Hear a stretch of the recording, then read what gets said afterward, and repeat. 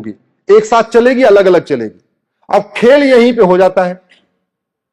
जब भूतपूर्व कानून मंत्री, भूतपूर्व वित्त मंत्री, भूतपूर्व गृह मंत्री, भूतपूर्व विदेश मंत्री, भूतपूर्व शिक्षा मंत्री, भूतपूर्व ऐसे बहुत सारे मंत्री हैं जो वकालत करते हैं, जैसे वो खड़े होते हैं तो सजा अलग अलग चलने की बजाय क्या हो जाती है, एक साथ। और इसी के वो एक्सपर्ट हैं, इसी के लिए वो बड़े वकील कहलाते हैं, क्योंकि जज को हमने खुद ही पावर दिया है। आधा खेल तो जज इसी में कर देते हैं, कहते हैं तुम्हारी सजा हम एक के बाद एक कर देंगे, अगर एक साथ सजा कराना है तो आ जाओ कोठी पे। ये चल रहा है, ये चल रहा है। मैंने उसको चैलेंज किया है कि जजों को जो पावर दी गई है बंद होनी चाहिए। ऐसा नहीं होना चाहिए कि बड़ा वकील खड़ा हो जाए तो एक साथ सजा चलेगी, छोटा वकील खड़ा हो जाए तो अलग अलग चलेगी।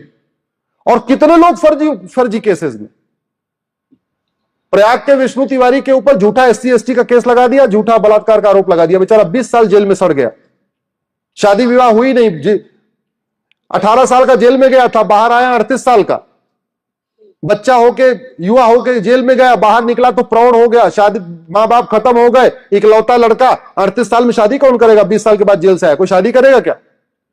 और जनरेशन खत्म हो गई। तो हम भारत में लगातार घट क्यों रहे? इस घटिया कानून के कारण। 5 लाख लोग हर साल, 5 लाख परिवार बर्बाद हो रहे हैं रोड एक्सीडेंट में। रोड एक्सीडेंट का मूल कारण क्या है? भ्रष्टाचार। या तो ड्राइवर को गाड़ी चलानी नहीं आती है, और या तो सड़क पे गड्ढा है। सड़क पे गड्ढे का मूल कारण है भ्रष्टाचार, और ड्राइवर को गाड़ी चलानी नहीं आती उसका भी मूल कारण है भ्रष्टाचार, क्योंकि उसको घर बैठे बैठे DL मिल गया। और भ्रष्टाचार का मूल कारण, जोर से बोलिए जरा, घटिया कानून और सड़ी हुई न्याय व्यवस्था।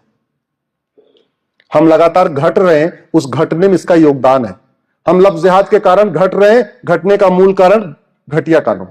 हम धर्मांतरण के कारण लगातार घट रहे हैं, घटने का मूल कारण घटिया कानून। जनसंख्या विस्फोट हो रहा है, हम रेशियो लगातार डिस्टर्ब हो रहा है, मूल कारण जनसंख्या नियंत्रण कानून नहीं है। 6 करोड़ घुसपैठियों ने आके पूरा यहां पे डेमोग्राफिक इंबैलेंस कर दिया है, मूल कारण कानून घटिया है। भारत में 50% समस्याओं का समाधान हो सकता है अगर करप्शन खत्म हो जाए, और करप्शन खत्म करना कोई बहुत बड़ी समस्या नहीं है। दुनिया की 20 देशों में तो लोग घूसखोरी जानते ही नहीं है। दुनिया के 20 देशों में कमीशनखोरी, दलाली नाम की चीज वो समझते नहीं है, उनको लगता है ये क्या है। भारत में जो स्कूल बनता है वो किसी पार्टी के पैसे से बनता है या टैक्स के पैसे से बनता है? जोर से बोलिए। टैक्स के पैसे। किसके टैक्स के पैसे से? एक आदमी ने बोला, बाकी लोग टैक्स नहीं देते क्या? और जो सरकारी स्कूल में टीचर अपॉइंट होता है उसका वेतन कौन देता है? आप। और आपका बच्चा कहां पढ़ता है? Private school. स्कूल आपने बनवाया, हर महीने वेतन आप दे रहे हो, और फिर अपने बच्चे को पढ़ाने के लिए प्राइवेट स्कूल। क्यों? एजुकेशन माफियाओं ने पूरे एजुकेशन सिस्टम को बर्बाद कर दिया। आखिर क्या कारण है? अमेरिका में, सिंगापुर में, जापान में जिनका सरकारी स्कूल में एडमिशन नहीं होता वो प्राइवेट में पढ़ाते हैं, और भारत में जिनका प्राइवेट में नहीं होता वो सरकारी में पढ़ाते हैं। क्यों? अमेरिका में, सिंगापुर में, जापान में जब गवर्नमेंट हॉस्पिटल में बेड नहीं मिलती तब प्राइवेट हॉस्पिटल में जाते हैं, और यहां जब प्राइवेट में बेड नहीं मिलेगी तब गवर्नमेंट में जाएंगे। हॉस्पिटल किसने बनवाया? आपने। डॉक्टर को पैसा किसने, डॉक्टर का वेतन कौन दे रहा है? आप। और इलाज कहां कराते हो आप? प्राइवेट में। क्यों भैया? ये तो राम की धरती है, ये तो कृष्ण की धरती है, ये तो महावीर की धरती है, तो गौतम बुद्ध की धरती है, छत्रपति शिवाजी महाराज की धरती है। इतनी अव्यवस्था क्यों है? क्योंकि हमको लगता है कि ये जो व्यवस्था है ऐसे ही है, पूरी दुनिया ऐसे चले। पूरी दुनिया ऐसे नहीं चल रही।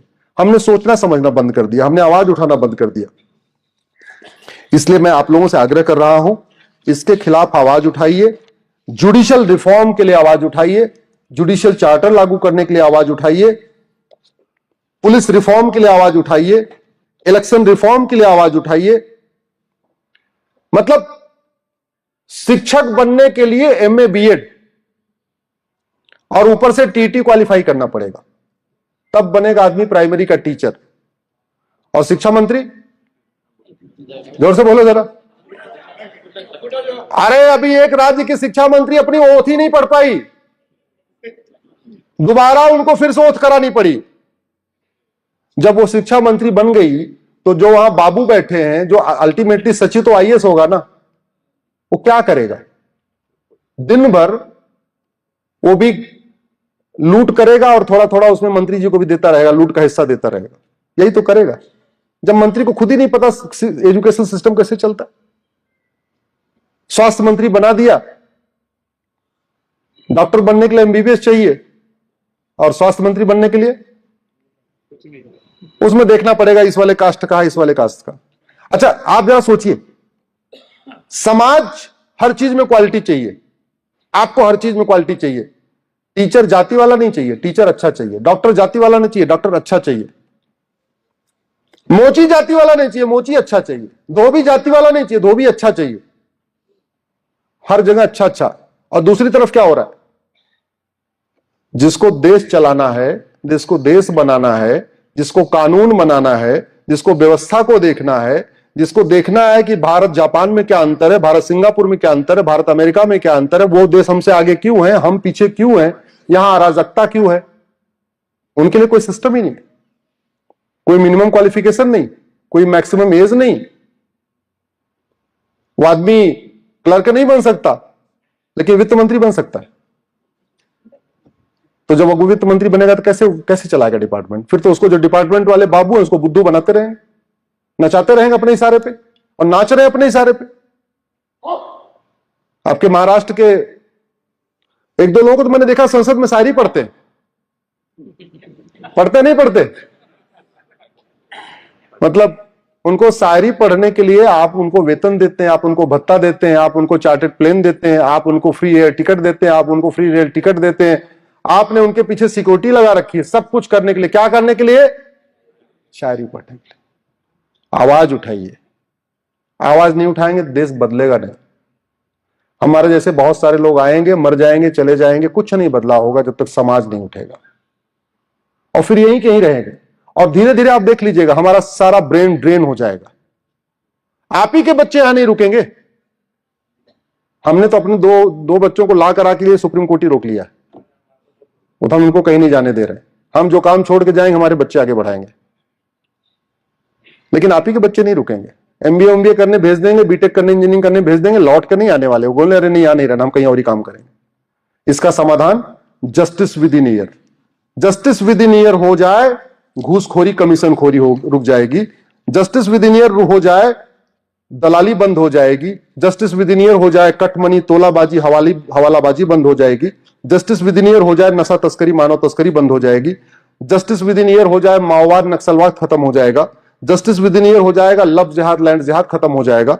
जस्टिस विद इन ईयर हो जाएगा, धर्मांतरण रुक जाएगी। जस्टिस विद इन ईयर हो जाए, घुसपैठी अपने आप भाग जाएंगे। जस्टिस विद इन ईयर हो जाएगा, मिलावटखोरी बंद हो जाएगी। जस्टिस विद इन ईयर हो जाएगी, कालाबाजारी बंद हो जाएगी। जस्टिस विद इन ईयर हो जाएगा, सड़क mafia, drug mafia, rail mafia, ये सारे माफियाओं का कारोबार खत्म हो जाएगा। जस्टिस विद इन ईयर हो जाए तो लोग थाने पे जाने पे डरेंगे नहीं।